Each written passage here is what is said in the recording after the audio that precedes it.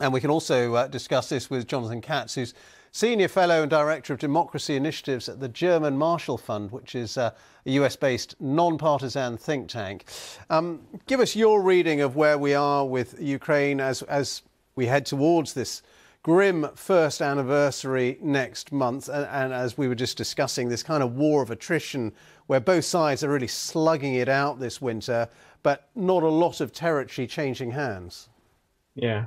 One, just as the last speaker said too, obviously the current situation on the ground, there is an ongoing sort of what we call a meat grinder situation, but this is only one part of the front line, and we really have to think back to where we were over 10 months ago to the invasion, full-scale invasion, Russian gains initially, and what Ukraine has done and Ukrainians have done remarkably over the last 10 months, the maintenance and the coalition that has formed in support that has been maintained of the Western alliance, NATO, the United States, UK, and partners, and what's happened in terms of support for Ukraine. And so today, while we see this one particular situation in Soledar and Bakhmut playing out, we have to remember how far the Ukrainians have come from where they were 10 months ago, when many in the international community, including some in the United States and elsewhere, felt that Ukraine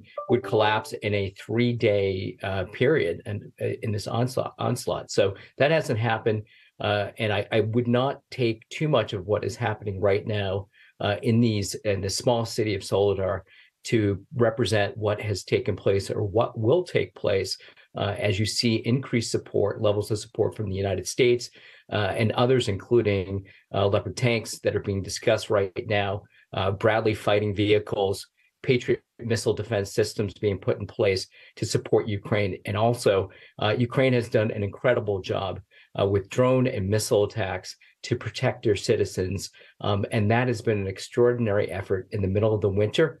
And so I don't look at this, and we shouldn't look at in the fog of war one single battle that's taking place or that outcome to predict what will happen over the next several months in the winter and what is likely to be a spring offensive. Yeah, I mean, let's talk about the spring, because, you know, there's talk of a possible Russian spring offensive, but also a Ukrainian spring offensive. And and the Ukrainians are saying if they get the right weaponry from the West in terms of increased support and increased supplies, then they could, they're saying, recapture all the lost territory within a year.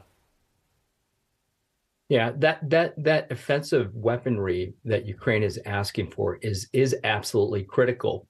Now, the Ramstein group, which has been set up by the United States, led by the U.S. Secretary of Defense, will meet on January 20th.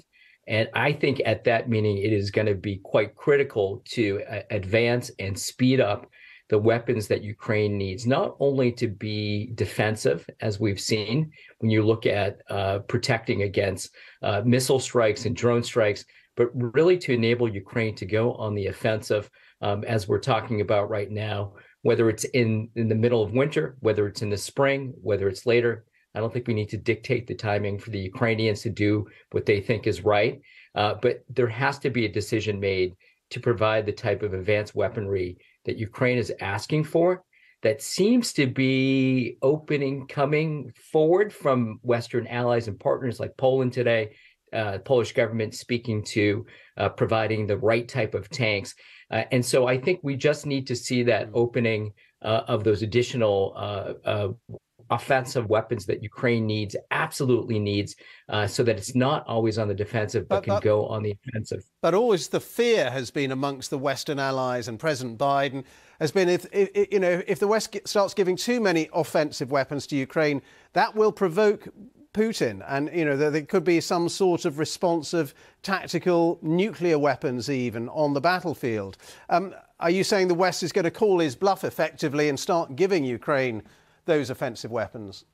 It looks like that is happening, and we have seen steadily since this is the 10-month period that we've seen where nobody thought HIMARS would be in Ukraine and being used by the Ukrainians. Bradley fighting vehicles, Leopard tanks that we're talking about, Ukrainians coming to the United States to be trained on a Patriot system, things that we once thought were not possible because of the concern about this type of escalation, the situation has changed. And I think there's a lot of confidence in the Ukrainians, the Ukrainian military, to carry out the work that's being done. And the backdrop is President Biden and other leaders, including in Europe, believe that what's taking place in Ukraine is a direct threat to the security of the transatlantic community. And so I think there is ground shifting, and it may shift further. And so does that mean we'll see F-16s tomorrow in Ukraine? I don't know, but we've also seen the ground shift where the U.S., NATO, and other partners have provided weapons we once thought were never going to see the light of day in Ukraine, and that has happened. And the Ukrainians continue to step up in a heroic way to show that they're quite capable. They're quite capable to fight the Russians and to win the battle on the ground. And that's why we've seen such an advance over the last several months. It's been in combination, this partnership with Ukraine and the West. Jonathan Katz, good to talk to you. Thank you very much indeed from the